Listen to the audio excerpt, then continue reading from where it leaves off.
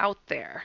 Just go to irnchat.com to chat, interact, and listen to the live broadcast of the Outlander show, or find the archives on InceptionRadioNetwork.com. Today is Monday, January 8th, 2018. Blasting off with some wonderful UFO reports, intriguing ones. This UFO report occurred in Alamogordo, New Mexico. This is a UFO blast from the past. This happened February 28th, 1977. In brief, the witness states object flew from north to south, then did a U-turn and flew in north radius 35 miles at 1,200 miles per hour. In more detail, the witness states, I was working at the Holloman Air Force Base as a civilian photographer and was told a UFO overflew the White Sands Missile Range. It came from the north down the east side of the range and did a U-turn across the bridge 35 miles wide and then went up the west side of the range. 2 radars tracked the object, one at Holloman Air Force Base and the other at the White Sands Missile Range headquarters to the south. Speed was estimated at 1,200 miles per hour. I was working at Holloman Air Force Base in New Mexico. I am a civilian and asked one of the U.S. Air Force officers, a captain, if he could verify the overflight of a reported UFO. He came back an hour later and said it was true. Overflight was done at 1,200 miles per hour, height unknown, and the object did a U-turn that was 35 miles across. Holloman Air Force Base and White Sands Test Facility radars acquired and traced the object. No known aircraft could accomplish such a tight turn at that speed. The next day, one of my coworkers said 2 school teachers he knew said they were on the east side of the range driving in the Sacramento Mountains and had seen a UFO come over them. The time frame is approximate as it was a long time ago and I'm not sure of the year, but remember the details of the incidents. You probably have this incident in your MUFON files. In my job, I tracked and photographed many rocket launches and recoveries and missiles coming into the range from Utah and never witnessed a UFO incident. I once was driving across the range and picked up what was a mile ahead of me and clearly visible to me.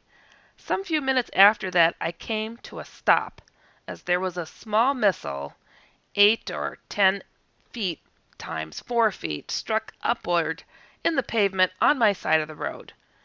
It had to have landed after the pickup went by and before I came to it. One of the dangers in working on that missile range, air in that region is very dry and visibility is usually unlimited. Altitude at the missile range is approximately 4,000 feet. I have seen Venus overhead in broad daylight without use of any device, like binoculars or telescope. Okay, and that's it. Once again, I just read these reports. I don't edit it. People write this just as it is. All right, here we go. The next UFO sighting occurred in Orlando, Florida. This happened January 1st, 2018. In brief, the witness states, saw what looked like a big spotlight circle around and break up into 10 smaller lights which hovered for at least an hour and a half. In more detail, the witness states, my family and I were at Universal Studios Orlando for the New Year's celebration on December 31st, 2017, and left the park and got to our car at approximately 12:30 a.m. on January 1st, 2018. We began driving south to our hotel, approximately 4 miles south of the park, by way of International Drive when we first saw the lights. All 3 individuals in my car witnessed this. None of the three individuals had taken any drugs, alcohol, excessive sugar, anything that could affect our vision or judgment. At first, we saw what looked like a very large spotlight in the sky, which wasn't too unusual, being that it was New Year's. The spotlight moved very rapidly in a circular motion and split up into various smaller looking spotlights. They seemed to zoom around erratically for a few seconds, then reformed into a larger spotlight. It then broke up again and zoomed around erratically. It reformed into the larger spotlight, then broke up into 10 smaller spotlights and formed a semicircle in the sky, which then remained stationary. We arrived at our hotel and they were still visible. These smaller spotlights then remained stationary in the sky until at least 2 a.m., when I had to, unfortunately, go to bed. They most likely stayed the same the whole night. The only change I really noticed was that over time, the lights somewhat dissipated and became duller, but stayed in the same shape the whole time. I will attach 2 photos I took. I felt incredulous throughout the whole ordeal and kept thinking, is this real life? Are we being attacked in this new year? I didn't feel threatened, though. I almost felt as if they were extraterrestrial. All they wanted was to observe our New Year's celebration or something. It was very strange that not too many other cars or people nearby seemed to even look up or care. The lights were very apparent in the sky. I just hope that someone else in Orlando saw these same lights. Now, I'll tell you, I have read several of these reports off, and they sound like spotlights. They do have these little displays down there in Orlando, and it's sounding like a lot of people did see them, and a lot of people did report it. The next UFO report comes from Hesperia, Michigan. A slight UFO blast from the past. This happened July 4th, 2015. In brief, the witness calls it was like the popped and then moved oddly, and then they went away. Okay. In more detail, they say, we were enjoying the night and talking with our family at my brother's house. I went to watch the stars, and then I saw these orange spheres pop up, and then this thing popped up, and it had all orange light on the side, like it was a big object. When I saw the object, I got scared. I knew these were UFOs because how the smaller ones moved oddly, like I can't describe, and the big one was just hovering. Then the orange ones went where you couldn't see them, but I'm reading it like this because there is absolutely no period in the whole paragraph. Edit, people, come on. Capitalize, edit, I just have to say it. Where you couldn't see them, but then they came back into the smaller ones were gone, and the only one there was the bigger UFO, and then it was gone. Like it just that it got scared and excited, but then all I did was it described was people, few, believe me, I lost sight of the object when they just suddenly disappeared. Okay, I apologize for that one. That was a doozy. Okay, this next report is a UFO sighting in Colorado. This is a UFO blast from the past. This occurred May 6, 2010. Disc-shaped flying saucer.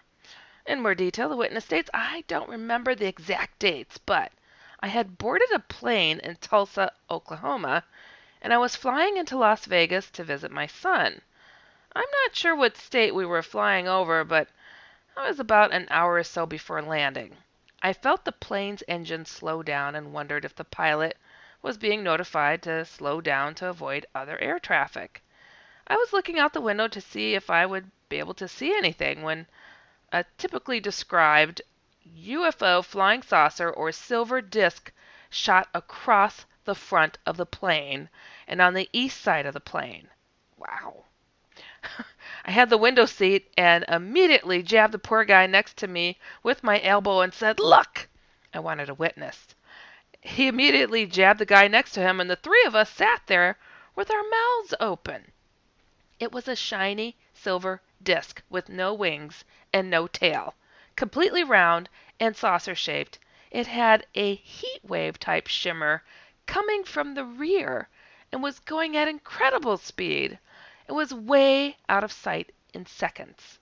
I knew that this had to be ours, United States, because it had obviously been relayed to the plane to slow down to avoid contact, since you could obviously feel the plane slow down. That's interesting. My primary thoughts at the time was, where are we getting this kind of technology? When we landed in Las Vegas, the pilot was standing at the door. I stopped and asked him what that was that had passed so close to the plane. He mumbled something about turbulence when landing, and I said no. This was about an hour or so ago. He got a funny look on his face and sort of looked at the ceiling and said in a voice that meant just the opposite, I didn't see a thing.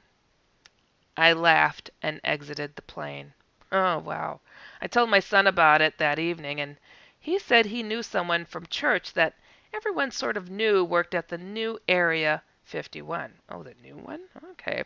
Or at least every Monday he gets on a plane and about an hour or so later gets off for work and is flown back home later.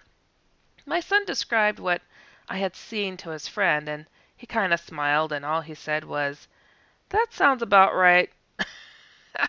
While watching the Josh Gates episodes about UFOs, the guy on there kept saying there was no technology out there that could duplicate what people were seeing. Well, there is, and we are duplicating it. What I saw was a true flying saucer. I wish I knew what else it could do and where we are getting the technology from. Very smart, very observant person. They were told to slow down, and they knew it was because there might be other traffic in the area. Very, very smart. I dig it, I dig it. And now for an interesting news piece. UFO author Stanley Romanek sentenced to 2 years to halfway house for child pornography possession. If you guys don't know about this story, well, a conclusion has been claimed. And the story begins. Witnesses and defense attorneys painted two starkly different pictures of the same man at Thursday's sentencing hearing for Stanley Tiger Romanek. 4 months after his conviction for possession of child pornography, Romanek was sentenced to 2 years in Larimer County Community Corrections, a halfway house program for criminal offenders. Friends and family of the 55-year-old Loveland UFO author, who says he is an alien abductee, spoke of a man who was selfless and caring and would not hurt anyone. Prosecutors described the lengths of deception and denial he took to avoid a guilty verdict and blame anyone but himself. A 12-member jury found Romanek guilty in August for felony possession of child pornography, but not distribution, ending a more than 3-year-long court case. In addition to the 2 years in community corrections, Judge Susan Blanco sentenced Romanek to 10 years probation as a registered sex offender, no contact with any victims, and individual sessions for mental health treatment. Romanek was taken into custody immediately following the sentencing. His attorney, Ted McClintock, said Romanek plans to appeal the conviction. McClintock told the judge Romanek had spent time in the hospital in the previous day and was feeling unwell because of seizures. But Blanco ruled that Romanek was fit to go through with the sentencing hearing. Defense attorneys called on 9 people who spoke to the judge, including Romanek's wife, Lisa, and her sister, Anne. Deputy District Attorney Joshua Ritter said there's no way to sugarcoat the case and the degree of deception used by Romanek and the defense team to try to place blame on others. He cited their allegations of hacking by a paranormal organization or by the government and explanation that someone else, such as his stepson, placed the pornography on the computer. Ritter alleged much of the evidence presented was doctored. McClintock argued that no contact order shouldn't apply because Romanek didn't even know the children in the videos found on his computer and has had no prior contact with them. and some of them are probably in their 40s. The treatments and community corrections that Romanek would be subjected to, McClintock contended, would require him to admit to more things than he is convicted of. But Blanco was not convinced, saying regardless of whether the victims' names are known or their current ages, every time those images and videos are watched, they were re-victimized. Those images are incredibly disturbing, and those are real people, Blanco said. When Anne Romanek addressed the court, holding back tears, she said her brother had saved her life and her vision, and in an amazing, courageous, astonishing, caring, good man. She said Stanley Romanek had never shown sexually deviant behavior as a child or an adult, which was echoed by all who spoke in his support. Lisa Romanek said they had been married for 15 years, and he helped raise her 3 children. Fighting back tears, she spoke about the difficulty of Romanek not being able to meet his grandchildren because of the terms of his bond and the effects on their marriage. In quotes, imagine living as a prisoner in your own home with your wife as your prison warden, she said. Others relayed stories about the Romaneks taking them in when they needed a place to stay and how they never worried about their children being around Stanley Romanek. Romanek also spoke and pleaded for leniency, telling the judge he's a good person. All I want to do is help people, he said. He added that he couldn't imagine being away from his wife for a moment.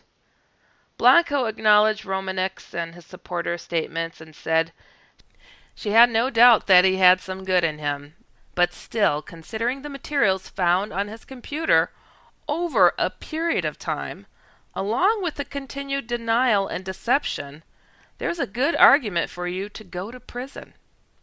She reminded Romanek that there is no longer a presumption of his innocence, but she said there may be some hope for rehabilitation and therefore he would be sentenced to community corrections based on recommendations from multiple professionals. And there's your conclusion on that one. That has been a contender for conspiracy for a very long time.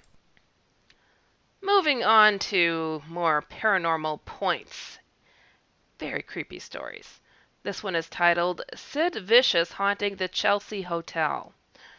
Among other creepy activities, the Chelsea is the place where Sex Pistols singer Sid Vicious allegedly stabbed his girlfriend Nancy Spungen to death in 1978. He died before police could determine if he was actually the killer. The author of this article states, and while we were there, my cousin, who wasn't familiar with the history of the hotel or Sid Vicious, claims to have had an encounter with the spirit of the English rocker while she was in the shower. Above in this article is a creepy picture of us in our room on the 5th floor. I had gone out to get us some snacks, and while I was away, she took a shower. She felt immediately uneasy and later told me that she sensed a strong presence standing behind her while she was washing her hair. She said she heard a man whisper in her ear, "Get out." Ooh, that's an icky, demonic voice. Then she quickly saw the man before he vanished. When I came back, she had barricaded the door closed and was in a panic. Later, when we were walking through the hallways of the Chelsea, we came across a painting of Vicious, and she stopped cold. "That's who I saw," she told me. "He wants us to leave." I then told her the history of the hotel and what happened in room 100 in 1978. According to the website Real Paranormal Experiences, what happened to my cousin is not uncommon. The apparition of Sid Vicious has been seen in the elevator, hopefully opening and closing the doors and operating the buttons, the website reported. Now I don't feel anything sinister at the Chelsea, but I have been obsessed with the hotel since I was 17. I was aware of the history, and being there actually made me feel inspired. Hmm? Okay. However, my cousin was relieved when we checked out the next morning. Inspired a murder. Okay, whatever. All right, this next paranormal story is entitled The Conjuring. The author writes, "Perhaps you've seen the movie The Conjuring, which details the paranormal experiences of the Perron family after they moved into a farmhouse in Harrisville, Rhode Island in 1970. This story is actually true, and the family has called the movie an accurate depiction of what happened to them during the 10 years there at the hands of a menacing spirit and former resident named Bathsheba Sherman." That's disturbing because that movie was horrifying. During her lifetime in the 1800s, Bathsheba filled the role of housewife while her husband Judson worked as a farmer on their land. Fairly well off, Bathsheba and Judson had a son named Herbert Sherman, born when Bathsheba was approximately 37 years of age in March of 1849. History versus Hollywood reported, "It is possible that they had 3 other children as well, all of whom did not survive past the age of 7, though no census records could be found to confirm these reports. While other spirits are said to have haunted the family, Bathsheba was the only one reported to be set on wreaking havoc on the Perron family, particularly the mother, Carolyn, whom Bathsheba allegedly even possessed at one point. While she was alive, Bathsheba was accused of being a witch due to the premature deaths of her other children and the death of another infant in her care, which the video Edge of Nightfall, shown above in this article, claims was caused by a sewing needle being inserted into the child's brain. Oh, yikes. It's reported that Bathsheba also used a sewing needle to torment Carolyn.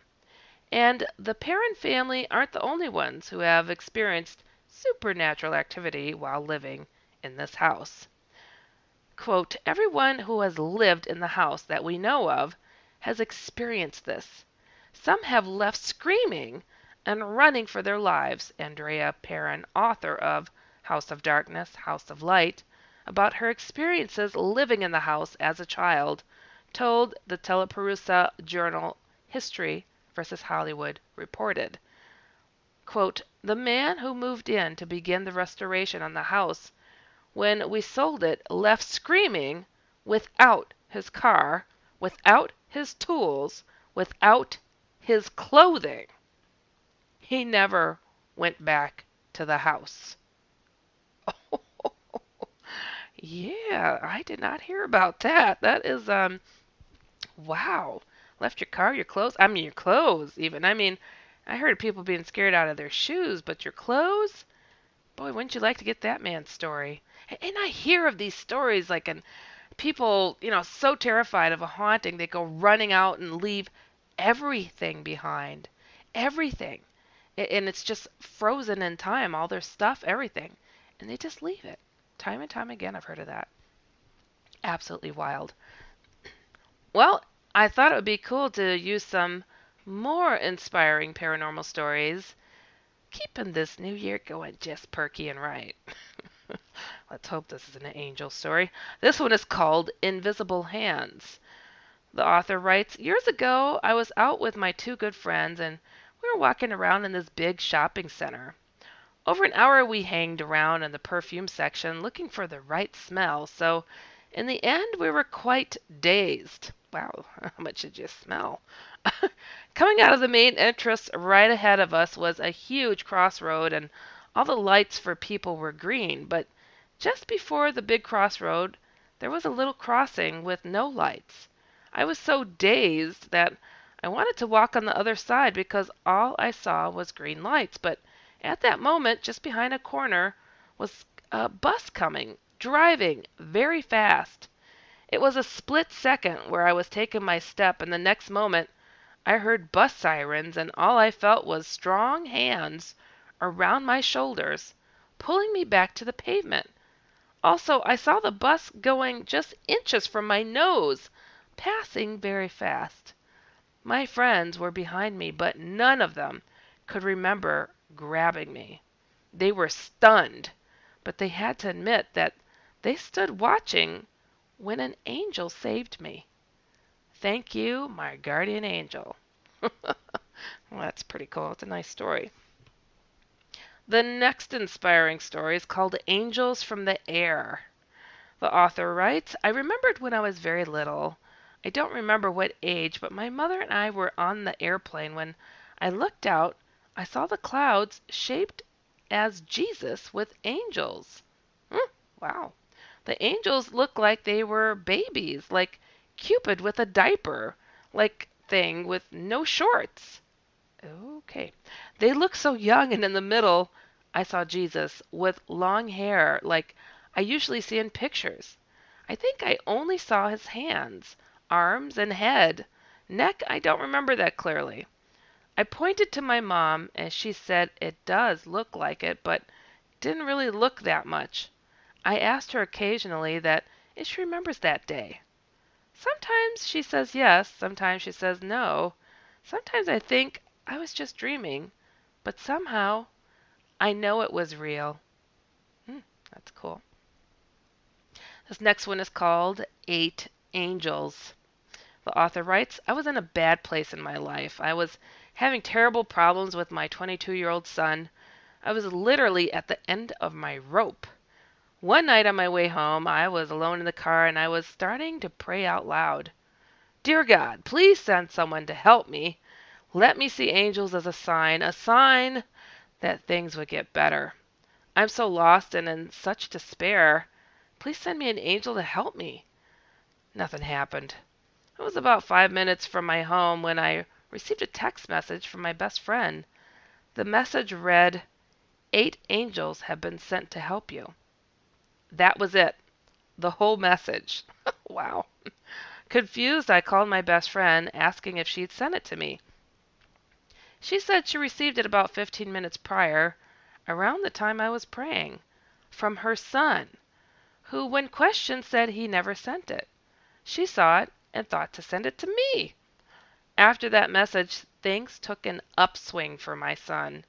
He is alive and thriving. I know in my heart these angels are with him and me too. Oh, that gave me chills.